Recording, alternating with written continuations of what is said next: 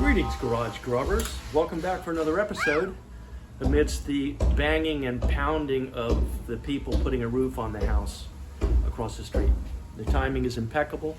It was dead silent for 3 days. And I decided to make soup. They decided to put on a roof. We're deviating away from all things meat, and we're gonna make celery soup. Now, I'm not a soup person. My wife is. My dear wife loves soup, and this is her favorite celery soup, and she insists that we always have this soup in the fridge. It's so savory and so flavorful, you want to drink it, and she does. She puts it in a teacup and sips. So we're on the game today to make celery soup. It's extraordinarily simple. It's fun. We're using a pressure cooker, one of my favorite machines, who I'll introduce you to shortly. We are violating one of our really fundamental rules in garage grubbing, and that is we have more than 5 ingredients. And here's the other rule that you're allowed to deploy to overrule the first rule. If it's worth it, you can add more ingredients than 5. I think we have 7. Onion, that's 2, and little oil, 3, 4, 5, 6, 7, 8, okay, 9. Now I know that's almost 50% more than our rule, but again, there's sometimes you got to break the rules. Those are the ingredients: some oil, pepper, no salt at this point, garlic powder. I'm going to come back to this in a moment. This is bouillon. It's the concentrated stuff. It's fantastic. Actually, it says it is better than bouillon, and it says it right here. We're going to use some of that, some water, and some heavy whipping cream. Okay, but the star of this show is something called, you got to see this, something called Saison, made by Goya. Oh, what a wonderful company! They make the most beautiful stuff, beautiful seasonings. And this is a unique seasoning. It's called con azafran. I don't know how you say that, but that's how I'm saying it, con azafran. And you can look into the details here, but basically it's a bunch of paprika, it's got cumin, it's got, see, it's in Spanish, I can't even read the ingredients, but of course it's got salt, it's got garlic, and saffron, Mexican saffron, turmeric. So this is special stuff, and this is the soup. This celery soup is phenomenal, and that's because of this little teeny package, which is going to go inside in a little bit. If you look at the board here, you see our celery, and this is about a half a package. These were hearts, mostly organic, if you can get it. And the furry parts are fine, so don't worry about that. If you get regular celery, which is a lot of the bushy stuff on top, that's fine too, just use it. But that's about the amount of celery for this celery soup. So, I don't know, it's a cup, I don't know how many cups, but that's it. A whole onion, and we're gonna chop these up. There's not a lot of creativity that goes into chopping up celery, but the point of this celery is it doesn't have to be real fine. It just has to be cut up celery. And the reason for that is that when we put it in a pressure cooker on high for 15 minutes, believe me, it's gonna be soft. It ain't gonna be crunching. So, one thing about celery and onions, you cannot chop it without at least, I don't care how careful you are, at least one piece falling on the ground. And I think we lost, we only lost 2. Well, I'm not gonna put that in the pot. So that's your celery, and next I'm going to show you, dear grubbers, what I was taught by an executive chef trained to cook gourmet meals in a large American city. This woman was really good, and she taught me how to chop an onion. So we're going to do that here in a moment. There probably is many ways to chop an onion as there are onions. But this is one way that I've used ever since this excellent chef showed me her method, and I think it's pretty popular, and it works really well. And you know, if you're chopping one onion once in a while, you can just chop an onion. But if you're in the kitchen and the executive chef comes over and says, "Here, see this 50-pound bag of onions? Chop it, and we need it ready for the pot in 20 minutes." Well, you need a faster method. And so what we're going to do is use the method I was shown. So you get your fingers up now, palm on the onion, and try to come in about 1/4 of an inch off the bottom, and parallel to the board, just start cutting your way in. Don't go all the way through.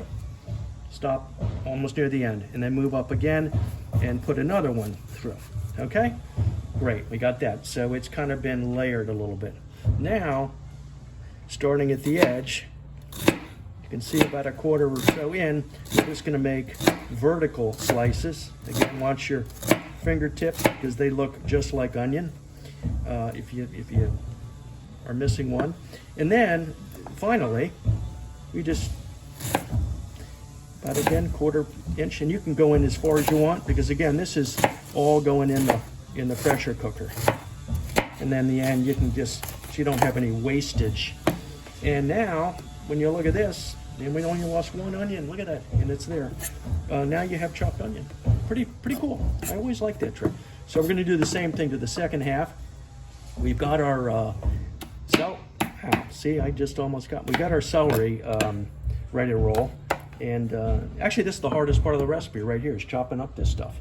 We'll be back in a minute. So this is a pressure cooker. Now, look for the lawnmower down in the line. Yeah, see? It really is. It's going to mow the swales. In any event, this is a pressure cooker, but it's an electronic pressure cooker. We've all been around pressure cookers if we've been around a bit cooking. In the old days, there was no brain, and it went on, and well, anyway, I'm doing this backwards. Bear with me. It went on, and fast forward to our world, and we have a computer now. It's got a chip, and it does some more things. Instead of just having high heat and a simple pressure valve like this, which is still here for safety reasons. In case this fails, this can still keep it from exploding. This is actually a very simple one. There are very, very fancy ones that are, I mean, they can turn on the lights, and it's a Cuisinart brand. We call it R2D2 because it kind of looks like R2D2 of the boy, it's really bugging me. There, it's on, of the Star Wars fame. So to make it simple, I found a piece of celery. To see the celery, and they always get away. I think I'll do 15 minutes on high to make our celery soup. Then we're going to just leave it alone, and the pressure will eventually dissipate. It's called a natural release. And so we'll come back in a half hour, an hour, whatever you want. And then we will use machine number 2. And this is machine number 2. I call it an emulsifier, which I think is the correct name. It's a hand blender. The bottom line is it's got a little blade in here which spins very fast. And you actually, if I'm filming this, you actually are going to stick it, well, you're not going to have the cord in it, it's going to be in the wall, but you're going to stick it in and grind. And that's the last thing we do to finish this. So there's really 2 steps. Here goes my celery again. Okay, that one's got to go in the garbage. 2 steps. We're going to fill the pot with our ingredients. We're going to put the lid on, clamp it down. We're going to tell it high pressure. We're going to tell it 15 minutes, and we're going to tell it to go. And then we're going to go. Okay, step 1, which is true with almost anything you make, it seems, in cooking, is you're going to put a little oil in the pot. And how much? 2 tablespoons, somewhere in that range. More or less. This is not critical. And then we're going to, now we can heat the pot first or we can heat it after, it doesn't matter. But basically we're going to take all these onions and celery and put them in the pot now. And this is always the hardest part for me. But I'm going to go real slow while they grind away with their saws next door across the street, and put in the celery and our onion, which we so precisely chopped here about 5 minutes ago. So now that we have some oil, our celery and onions in the pot, we're going to turn on the machine and we're going to put it on saute. saute, and we're gonna hit start. Now it's gonna come up to heat pretty fast, and as it starts to saute, we're gonna stir it now and again for about 10 minutes. We don't wanna caramelize it, we just want to soften it. So we're getting some heat going here, and I'm just going to start to stir this a little bit. I'm gonna add some pepper right now, a healthy dose of black pepper. And you know, don't be shy with the pepper. Now, if you like a little more heat, add more pepper, but add some. I think that's a pretty good dose of pepper. Let me see if I can show you. Yeah, I gave a pretty good shot of pepper there. Just readjust. So I got a quick story. It's about a spoon. You saw me stirring our Savory soup with a spoon. This is a spoon that came from Sweden, and it had an interesting journey. It came here in a steamer trunk at the turn of the century, and it was brought by my dear wife's grandmother. She was 16. She put everything she had in this steamer trunk, and she got on a ship and embarked and docked in New York City. It wasn't too long before she met a wonderful man, and they were married. Now, she had no education, and she didn't speak English, and so her opportunities were limited. A year after they had their first baby, he died of the Spanish flu. So she was abruptly left alone, single with a baby, again with few skills, and did not speak English. She was fortunate enough, though, to gain employment in the home of a very successful, wealthy textile family in Connecticut. And she became their cook and their maid. And she cooked and cleaned for this family for almost 30 years. And that was her work.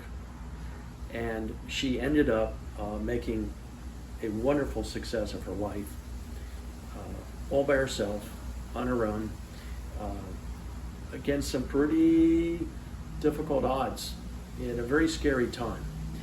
So, in fact, she ended up with her own home, and she would live upstairs and rent the bottom stairs to boarders, and of course she cooked and cleaned. But she was a very happy person, and it worked out wonderfully for her in the end. So when I cook with a spoon, it's kind of special. It imparts, I hope, some kind of special energy, good karma. It certainly, when you smell it, and even this, you've scrubbed it, you know, copiously with soap and water, it still has this wonderful fragrance. And I like to think that that somehow bleeds into whatever dish we cook here in the garage. So that's my Swedish spoon story, and I think it says a lot about the human condition, and a lot about persistence and diligence and drive. Okay, here we go. I'm going to start with the water, and actually this works out to four cups of water, to be exact, roughly. And you can add a little more, a little less. You can't ruin it, so don't worry about that.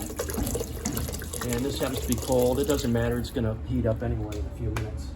Okay, we're going to add, not that this is absolutely necessary, but you know me and garlic, so I'm going to put in a nice teaspoon extra of garlic, even though the Saison has garlic in it. Next is our Saison.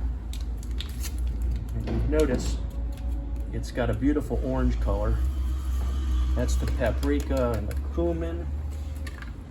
Okay, next we're going to do the bouillon, and I'm just going to put in kind of a heaping blob of bouillon.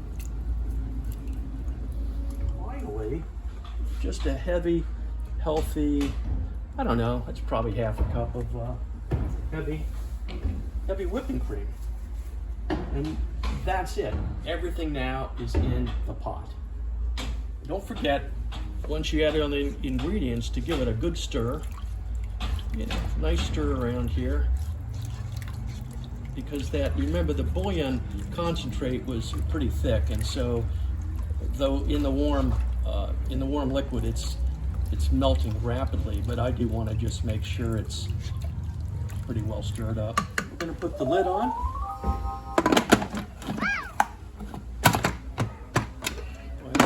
Problems with this for some reason. It's not hard to do if you're doing it the right way. Okay, it's time to get cooking. So lid on, shut it. Now this one has to be adjusted so the pressure is on. This valve needs to be closed, and I know you can't see it, but that's how you do it. It's different. The more sophisticated ones have just a little switch, but this one you have to just kind of wiggle it till it drops down. You'll see it. If you have a Cuisinart, that's how it works. Now as our pressure cooker machine does its job, the timer counts down. So now you can see we have 13 minutes left. I don't know if you can see that. There it is, 13 minutes. And you start at 15, so we're just bopping along here. I don't think you can see this, but there's a slight bit of steam coming from the release valve. So it's doing what we call a natural release as opposed to a quick release. And that's fine.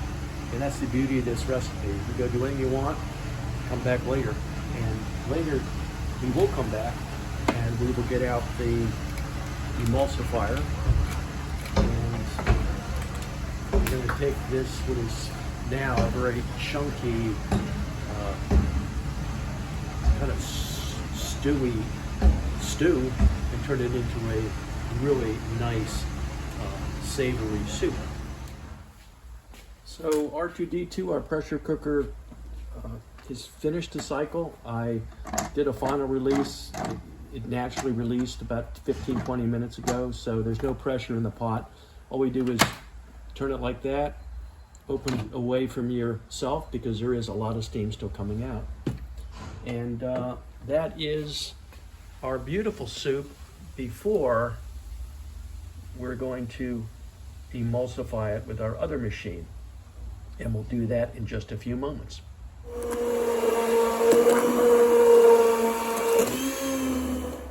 That ought to do it. You know, I'm not sure which is more annoying, this machine or the guy across the way doing whatever he's doing with his machine. Okay, this is it. This is where it all comes together, or it doesn't come together. It sure looks nice. So I'm going to stir it up here and dig in, I guess dip in a spoonful, and I blow on a little bit because it's hot. It's very hot.